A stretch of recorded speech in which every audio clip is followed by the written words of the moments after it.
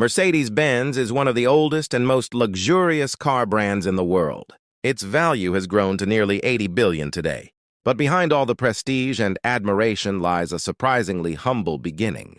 Most people forget that this empire started with a poor engineer and a simple dream. That engineer was Carl Benz, a young boy born into poverty and constant struggle. But its full story stretches from poverty, struggle, and invention to a dark period in history. Carl Benz's journey has become one of the most dramatic and influential stories in the world of automobiles. Carl Benz was born in November 1844 in the small German town of Mühlberg. He came from a poor family, and his father worked as a locomotive driver who could barely support the household. Tragically, when Carl was only 2 years old, his father passed away. This left Carl and his mother in serious financial trouble. Life was far from easy, and the family often went without basic necessities. Despite the hardship, Carl's mother was determined to give her son a proper education. She worked tirelessly to make sure Carl could attend school. Thanks to her efforts, Carl showed early signs of brilliance.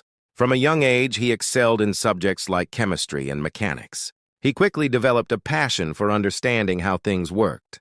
By the time he turned 15, Carl made an important decision about his future. He chose to follow in his father's footsteps and pursue mechanical engineering. He worked hard to pass the entrance exam for the University of Karlsruhe. At the university, Carl met a teacher who would later play a crucial role in his life. This mentor recognized Carl's potential and guided him in his studies. Under this guidance, Carl's skills and knowledge continued to grow rapidly. His determination and talent set the foundation for his future inventions. Even as a young man, it was clear Carl Benz was destined to make history. This period of his life shaped him into the visionary who would later create the automobile. His early experiences with poverty, loss, and hard work gave him a resilience few could match. Every challenge he faced strengthened his determination to succeed. From these difficult beginnings, the journey of one of the greatest inventors in automotive history began. Professor Rettenbacher is considered one of the key figures who transformed mechanical engineering in Germany. He turned it from a workshop-based trade into a proper technical science. Rettenbacher strongly believed that steam engines, which were mostly used for trains and boats, were becoming outdated. Under his guidance, Carl Benz's interest in horseless carriages began to grow rapidly. Benz was also a regular bicycle rider, which gave him ideas about motion and mechanics. He started experimenting with his bicycle, thinking about ways to turn it into a motorized vehicle. By this time, many inventors and engineers had already tried to build the first automobile. Some of them managed to create self-propelled vehicles, but these early cars were not very practical. Carl noticed that most of these early vehicles relied on steam engine technology. With Rettenbacher's guidance, he realized that a completely new approach would be needed. Many people laughed at his ideas at first, thinking they were impossible. But Carl always believed it could be done. He just needed time and persistence. After graduating from the University of Karlsruhe at the age of 19, he set out to gain experience. Over the next 7 years, Carl worked in several engineering and construction jobs. He faced challenges trying to fit in with established companies. Despite the struggles, he carefully learned everything he could from each job. He gathered knowledge about engines, mechanics, and design that would later prove invaluable. All of this preparation laid the foundation for his own venture in 1871. It was the start of Carl Benz, taking his first real steps toward building the modern automobile. His dedication, curiosity, and willingness to experiment would eventually change the world forever. At the age of 27, Carl Benz partnered with a mechanic named August Ritter. Together, they started running an iron foundry and mechanical workshop in Mannheim. At the same time, Carl continued working on his side project, developing a motorized carriage. Having a partner to manage the business seemed essential for him. Unfortunately, Ritter proved to be an unreliable partner. Their tools were even impounded by local authorities, causing serious problems for the company. The business struggled heavily during its first year, facing financial and operational difficulties. Around this time, Carl also met Bertha Ringer, who would later become his wife. Bertha came from a wealthy family and had strong values and determination. She could not stand to see Carl's hard work wasted by his unreliable partner. So she decided to step in and use her dowry to buy Ritter's entire share of the company. This move put Carl and Bertha in full control of the business. Together, they worked tirelessly to turn the situation around. Over the next 10 years, they managed to keep the company afloat despite many challenges. During this period, Carl began to show his true genius. He made major developments and breakthroughs in his side experiments. One of his most notable achievements was developing a gasoline two-stroke engine in 1879. To earn more revenue and protect his ideas, Carl also began patenting his inventions. These included innovations like his engine speed regulation system, ignition via a battery, spark plugs, carburetors, clutches, gear shifts, and water radiators. Each of these inventions played a crucial role in shaping the modern automobile. Carl's determination and Bertha's support allowed him to turn ideas into reality. Their partnership was not only personal but also professional, fueling one of the most important innovations in automotive history. It was during these years that Benz laid the foundation for what would become the world's first practical automobile. With these designs, Carl was getting closer to achieving his dream of a horseless carriage. At the same time, the designs allowed him to add more products to sell from his business. However, the business was not doing as well as he had hoped.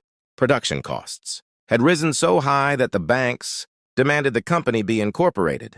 This forced Carl to bring in other investors and turn his business into a joint stock company in 1882. By the end of this process, Carl was left with only 5% of the company's shares. He was effectively downgraded from his own position in the company. To make matters worse, his ideas were no longer considered when designing new products. In fact, he had no influence at all over the company's decisions anymore. Frustrated and hurt by this situation, Carl decided to leave the corporation the following year. He packed up his belongings and walked away from the business he had built from scratch. This was a deeply painful moment for him, both professionally and personally. Despite his setbacks, Carl did not give up on his dream of building the horseless carriage. He carried his knowledge, inventions, and determination with him, ready to start anew. This experience would later fuel his determination to succeed even more. Although he lost control of the company, his ideas and innovations continued to influence the future of automobiles. Carl's vision and persistence remained stronger than the corporate obstacles he faced. Leaving the company was not the end of his story.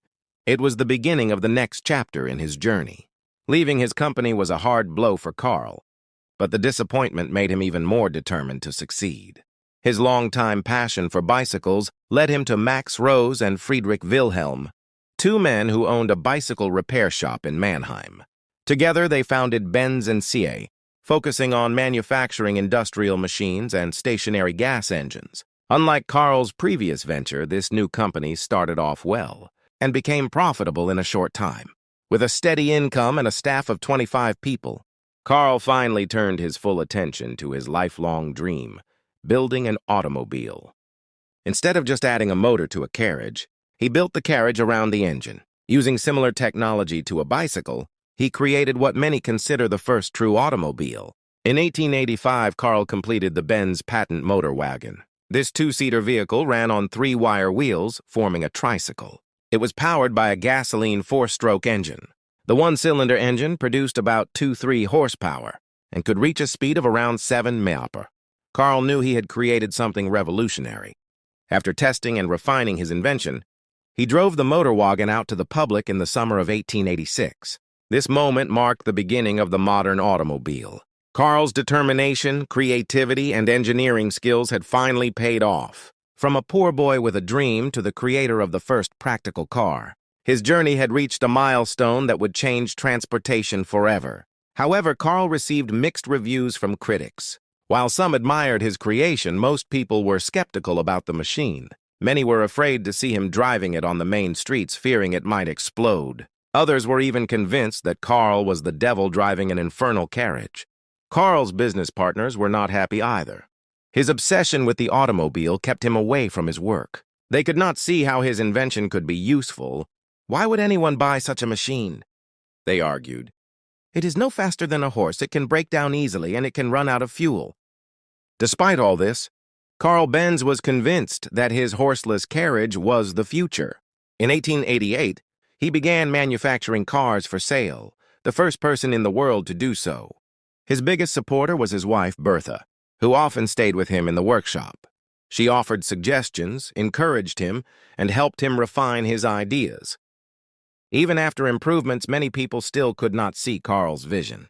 The few who bought the cars could only use them for short distances. Even then, they often needed a mechanic to accompany them at all times. The cars were also very expensive, making them accessible only to the rich and elite. Even many wealthy people did not like them because they were loud and messy. Despite all the challenges, one thing became clear.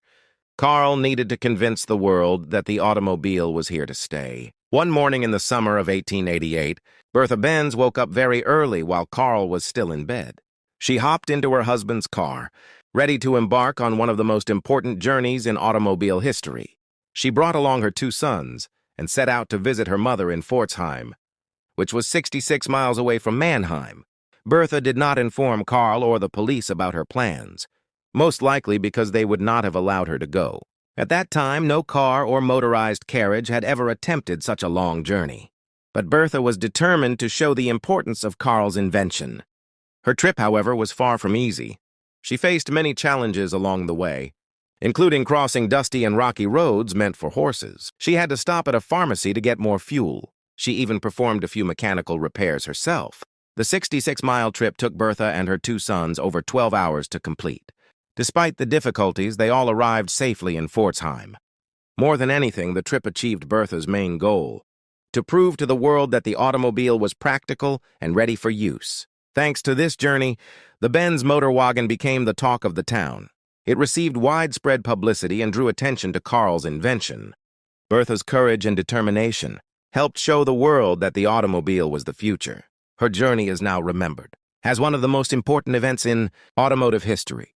Soon enough, Benz & C began to expand rapidly. By 1890, it had become the second-largest engine manufacturer in Germany. This success came not from selling cars, but from their stationary gasoline engines. With the addition of 2 new business partners, Friedrich von Faber and Julius Ganz, the company's focus began to shift. These partners handled business and marketing, allowing Carl Benz to concentrate fully on engineering and innovation. During this period, Carl patented several important car innovations, including the planetary gear transmission, double pivot steering, and a flat engine with a boxer configuration. He also designed and manufactured a new and improved automobile at the suggestion of his partners. In 1893, this car was released to the market and named the Benz Victoria.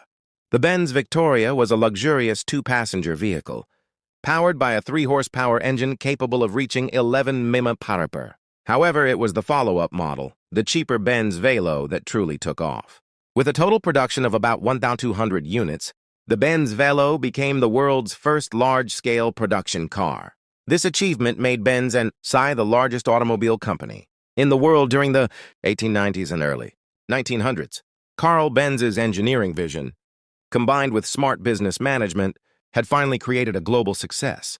The company's innovations and mass production techniques set the foundation for the modern automotive industry. However, while the Benz company was enjoying its newfound success, it was also feeling pressure from another company nearby, Daimler Motorengesellschaft in Kassel. The rivalry between the 2 companies was intense. Both Carl Benz and Gottlieb Daimler were brilliant engineers, but Daimler was known for being highly competitive. He also had strong business connections and knowledge that Carl Benz seemed to lack. The first Daimler car sold commercially appeared in 1892. 2 years later, they introduced a 2-cylinder car. In 1897, Daimler released their first front-engine model, the Daimler Phoenix. It was clear that Daimler was catching up to Benz. Their vehicles appeared more appealing and comfortable to the public. Unfortunately, Gottlieb Daimler passed away in 1900. After his death, Wilhelm Maybach took control of the company. Under Maybach's leadership, the company created its crowning achievement, the Mercedes 35 horsepower in 1901. What made this vehicle special was that it resembled the modern car as we know it. It had a powerful gasoline engine, and the body was wider and larger than previous designs. The Mercedes 35 horsepower set a new standard for automobiles. It combined power, design, and comfort in a way that appealed to a growing market.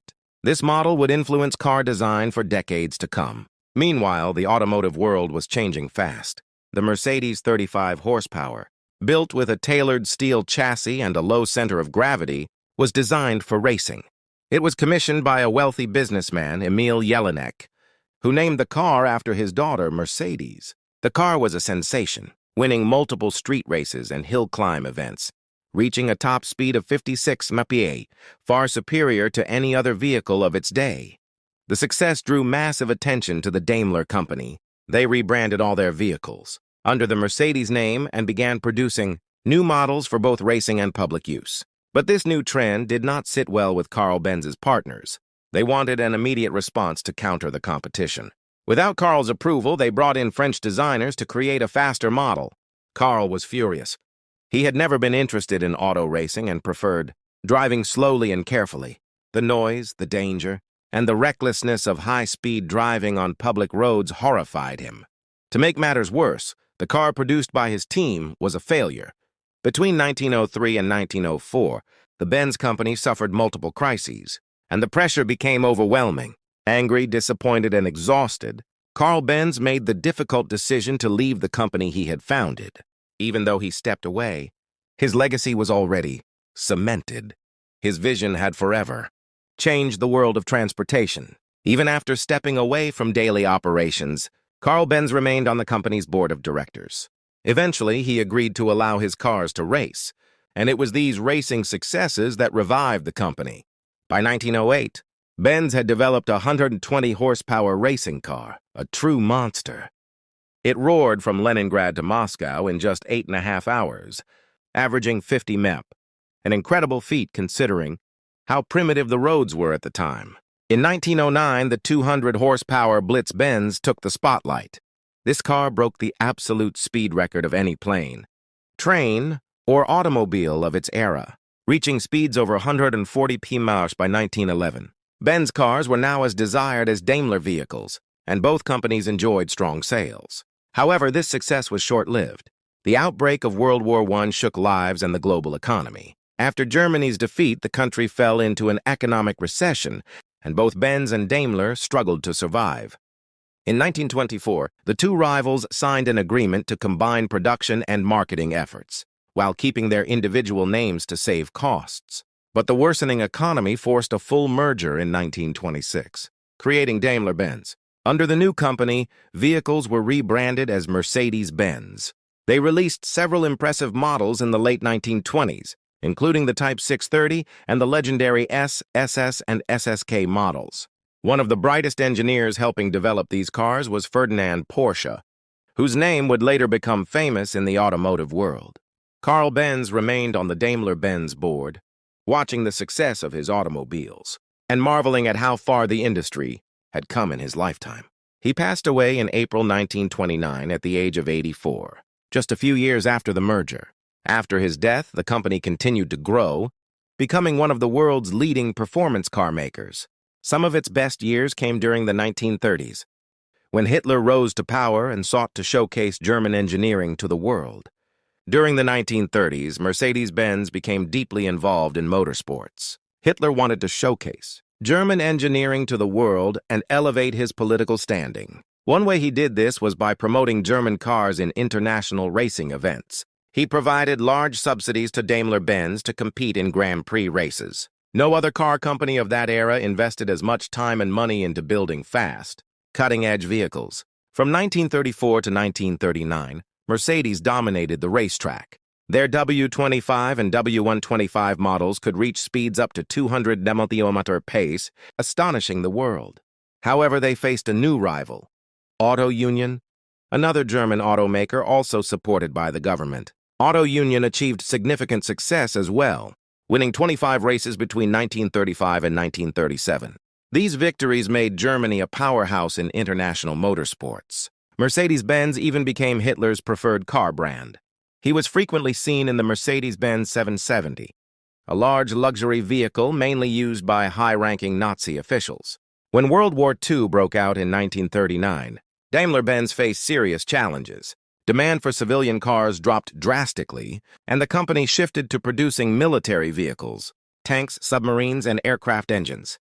Their largest line of business became military trucks, capable of transporting 3 to 6.5 tons of supplies. By 1942, civilian car production stopped entirely as all resources went to the war effort.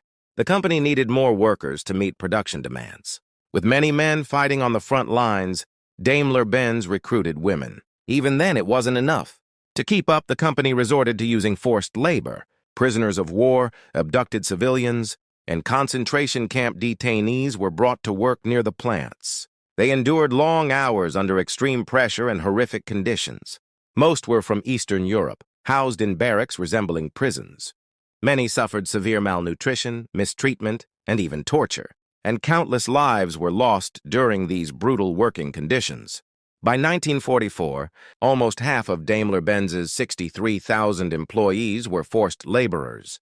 When World War II ended in 1945, the company faced a major setback due to the Potsdam Agreement. All German assets abroad were confiscated and used to pay reparations. As a result, Daimler-Benz lost all of its foreign subsidiaries, affiliates, and branches. The company was stripped, back to its home plants in Germany, and had to essentially start over. Daimler-Benz was restructured, and top management had to be replaced. Despite severe challenges, they obtained a production permit from the American occupation authorities in 1946. Although their factories had been heavily damaged by bombing, Mercedes-Benz had the advantage of owning its own plants. Many competitors, like BMW or Adler, had lost their factories, often ending up in Soviet-controlled territory. The company focused on producing ambulances, police vehicles, and delivery vans based on the 170V model. One plant even served as a repair facility for U.S. military transport vehicles. By 1947, Mercedes-Benz returned to producing passenger cars, although only 1,045 of the 170V models were made that year. Even under these difficult conditions, the company managed to turn a profit. By the 1950s, Mercedes-Benz had regained much of its influence. The brand made a strong comeback in motorsports and achieved successful sales worldwide. By 1954, the company had already earned over $1 billion in profits. Over the years, Mercedes-Benz completely transformed its image, becoming one of the most valuable and respected car brands in the world. None of this would have been possible without Carl Benz. Despite his humble beginnings, countless challenges and critics, he had the courage and determination to turn his dream into reality. His vision laid the foundation for the modern automobile industry and a legacy that continues to inspire millions. I hope you enjoyed the video. Don't forget to like and subscribe for more stories like this. Until next time, I'll see you in the next one.